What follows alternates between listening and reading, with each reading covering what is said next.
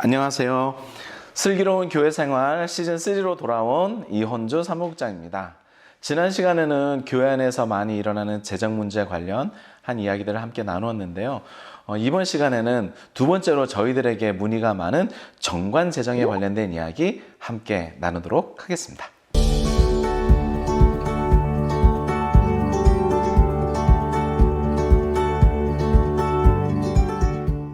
네, 많은 분들이 교회 운영에 관련된 문의들을 해오시면서 정관 재정에 관련된 여러 가지 이야기를 저희들에게 묻고 또 저희들이 정관 재정에 관련된 상담과 강의와 그리고 안내를 해드립니다. 정관 재정에 대해서 문의하시게 될 때 저희들이 꼭 질문하는 것이 있어요. 왜 정관을 바꾸려고 하는지, 왜 정관을 만들려고 하는지에 대한 질문인데요.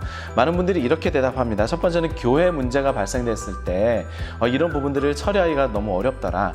정관이 있었으면 좋겠다라고 하는 것. 그리고 두 번째는 앞에 있었던 목사들의 전횡으로 인해서 목사를 견제하기 위한 중요한 안전장치로 정관을 만들려고 하는 분들이 많았습니다. 그래서 정관 가운데 목사의 임기제나 재신임에 대한 부분들을 넣기도 하고요. 목사가 가지고 있는, 특히 담임 목회자가 가지고 있는 여러 가지 권한을 제한하는 것, 혹은 운영에서 조금은 거리감을 두게 하려고 하는 것들을, 이런 부분들을 제도적으로 만들려고 많은 분들이 그렇게 하시는 것 같습니다. 정관에 대한 이야기를 먼저 드리면서 정관에 모든 것을 다 넣는 것은 그렇게 유익하지 않습니다. 정관 재정에 대한 부분이 교인총회 재적교인의 3분의 2 이상의 동의가 필요하거든요. 말씀드리고 싶은 것은 정관 재정과 그리고 시행규칙 혹은 여러 가지 하위 단계에 여러 가지 규정을 두는 것, 이것은 여러분들이 좀 구분하셔서 보시면 좋겠다 싶고요. 오늘 이 시간에는 정관 재정에 관련된 이야기들을 여러분들과 함께 조금 더 세부적으로 이야기 나누도록 하겠습니다. 정관 재정 시에 유념해야 할 몇 가지 사항이 있습니다. 이 사항들을 여러분 꼭 기억하시면 좋겠습니다. 첫 번째는 정관 재정은, 또 정관은 교회의 꿈을 그리는 것이 매우 중요합니다. 젊은 세대 혹은 모든 세대의 꿈, 그 비전 혹은 미션들을 넣는 것이죠. 단순히 목회자만의 꿈이어서는 안 되고요. 또 특정한 사람들의 어떤 기대, 특정한 사람들의 어떤 비전만이 되어서는 안 됩니다. 모든 사람들이 함께, 또 모든 성도들이 함께 꿈을 그리고 그 가운데서 교회의 비전을 그리고 우리 교회에 대한 방향성을 만들어가는 것, 그것이 정관 재정에 있어서 가장 중요한 것입니다. 그러다 보니 정관 재정은 많은 세대, 또 모든 교인들의 이야기가 담겨져야 한다는 것, 여러분 잊지 않으시면 좋겠습니다. 두 번째는 목회자의 지위를 어떻게 설정할 것이냐라고 하는 것입니다. 정관 재정은 목회자의 어떤 지위, 목회자의 권한을 견제하기 위해서만 만들어지는 것은 아닙니다. 목회자도 교회 꿈에 동참해야 합니다. 그리고 목회자가 움직일 수 있도록, 목회자가 정상적으로 목양할 수 있도록 여백을 주는 것도 필요합니다. 이 모든 것들을 종합적으로 생각하면서 함께 만들어가야 하는 것이죠. 정관을 만들 때 목회자를 배제하면서 성도들끼리 정관을 만들겠다라고 말씀하시는 분들이 많습니다. 그러나 그것 또한도 그렇게 긍정적이다라고 볼 수는 없습니다. 목회자 청빙을 통해서 혹은 담임 목회자가 있다라고 한다면 서로 함께 교회의 꿈을 그려가는 것 여전히 필요하다는 말씀 드리고 싶습니다. 그 가운데서 목회자가 어떤 역할을 해야 하고 교회 꿈을 그려나가기 위해서 목회자는 어떤 지위들을 가지고 있는지를 세부적으로 결정하는 것, 그 가운데 있다라고 하는 사실, 정관에 있다라고 하는 사실 잊지 않으셨으면 좋겠습니다. 그래서 정관을 통해서 단순히 목회자를 견제하기 위한 구조만을 만들어야겠다라고 할 때 또 다른 갈등의 요소가 될 수 있다는 사실 여러분 기억하시고요. 정관을 통해서, 제도를 통해서 누군가를 견제하고 누군가의 전횡을 막는 것에만 신경 쓸 것이 아니라 함께 하나님 나라를 세워가고 함께 교회를 세워가는 것, 그 가운데 성도뿐만이 아니라 목회자, 장로님들 모두가 다 함께 있다라고 하는 사실 잊지 않으시면 좋겠습니다. 정관 재정 시에 유념해야 할 세 번째 사항은 외부의 조언과 내부의 이야기를 잘 들으시면 좋겠습니다. 외부의 조언도 꼭 필요합니다. 교회 이야기들을 어떻게 생각하고 있는지, 그리고 미처 우리가 생각하지 못했던 것들을 외부의 사람들을 통해서 여러분들이 잘 들으셨으면 좋겠습니다. 다양한 경험을 가진 사람들, 다양한 이야기들을 여러분들이 들으셔서 그 가운데 유익한 것들은 여러분들의 교회에서 잘 받아내시고, 혹은 안 좋은 사례가 있다고 한다면 안 좋은 사례를 통해서 배워야 할 것들도 여러분들이 잘 기억해 두시면 좋겠습니다. 편향적인 외부의 조언은 듣지 않으시기를 바랍니다. 너무 정치적이거나 아니면 교회 정치적으로 편향적인 이야기를 하시는 분들이 있는데요. 그런 분들의 이야기들에 휩쓸리지 않았으면 좋겠습니다. 외부의 조언이 필요하기는 하지만 정말 중요한 것은 내부의 이야기에 여러분 민감한 것입니다. 의견 수렴의 결정과 과정을 어떻게 해야 할지, 의사결정 체계는 어떻게 해야 할지, 그냥 단순히 한 번 설문지를 돌려서 만들어내는 정관이 아니라 끊임없이 이야기하고 소통을 통해서 하나씩 수정해가는 정관 재정의 이야기, 그 모든 과정이 너무 중요하다는 것 잊지 않았으면 좋겠습니다. 그리고 또 한 가지는요, 정관 재정을 할 때는 계산적인 이야기가 많이 들어가게 됩니다.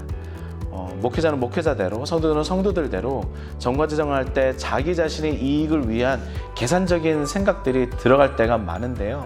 이런 것들을 어떻게 배제하고 갈 수 있는지도 여러분들 스스로 의사결정 체계를 통해서 잘 고민해 보셨으면 좋겠습니다. 이렇게 조언과 여러분 이야기를 들으라고 이렇게 말씀을 드리면 공청회라고 하는 것을 많이 여시게 됩니다. 많은 사람들이 모여서 함께 이야기를 나누는 과정들인데요. 저는 공청회는 가급적이면 피하라 라고 말씀을 드리고 싶습니다. 준비하는 것도 부담이고, 그리고 많은 사람들이 한 자리에 모여서 이야기 나눌 때 발언을 세게 하시는 분들, 소위 발언을 강자들이 그 모든 회의를 주도하게 되거나, 나이가 드신 분들 혹은 교회 오래 계셨던 분들이 발언을 주도하는 경우가 많기 때문에 그렇습니다.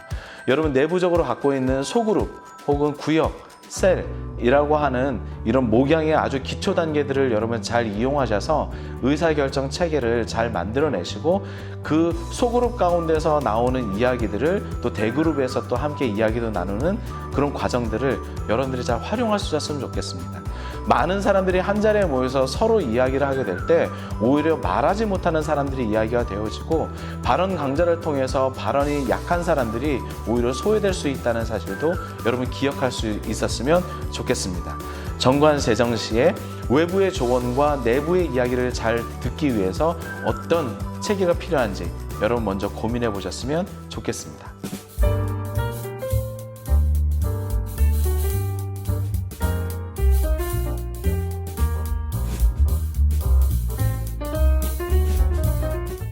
다음으로 정관 재정 시에 목사의 임기제에 대한 이야기를 많이 하시는데요. 목사의 임기제는 필요하다라고 저희들도 생각하고 있습니다. 그러나 목사의 임기가 너무 짧은 시간 내에 돌아오는 것은 그리 좋은 방식은 아닙니다. 목사가 재신임 시기가 돌아올 때마다 교회는 갈등의 상황에 빠지게 됩니다.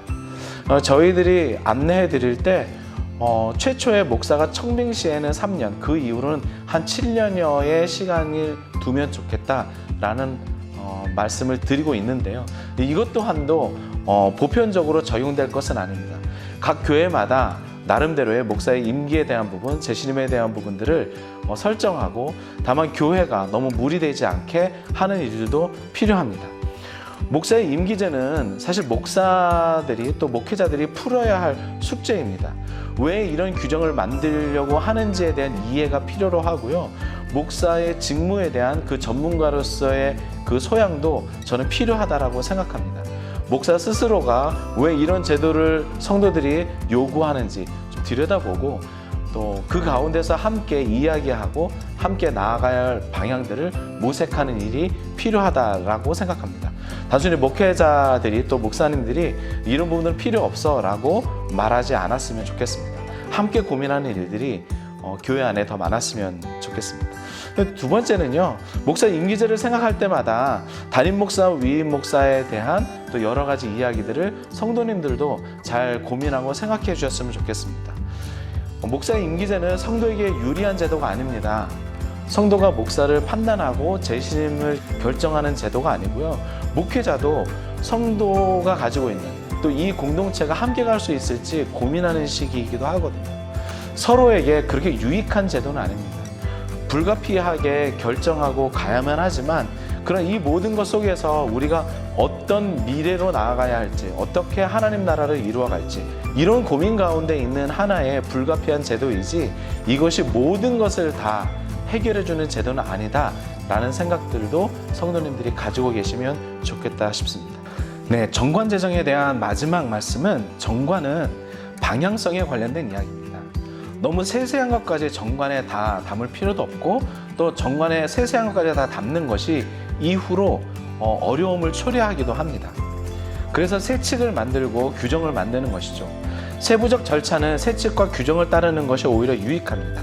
예를 들자면 목회자 청빙에 관련되어져서도, 혹은 재정 사용에 대해서도, 재정 사용은 교회 나름대로 세칙에 따른다라고 규정해 두시면 세칙을 바꾸는 것은 오히려 조금 더 쉽기 때문에 그 가운데서 또 논의하는 것들이 필요하다라고 생각합니다. 세부적인 절차까지 정관에 다 넣어두었을 때 이후에 정관을 개정하지 못해서 오히려 어려움을 당하는 교회들도 많이 만나보았습니다.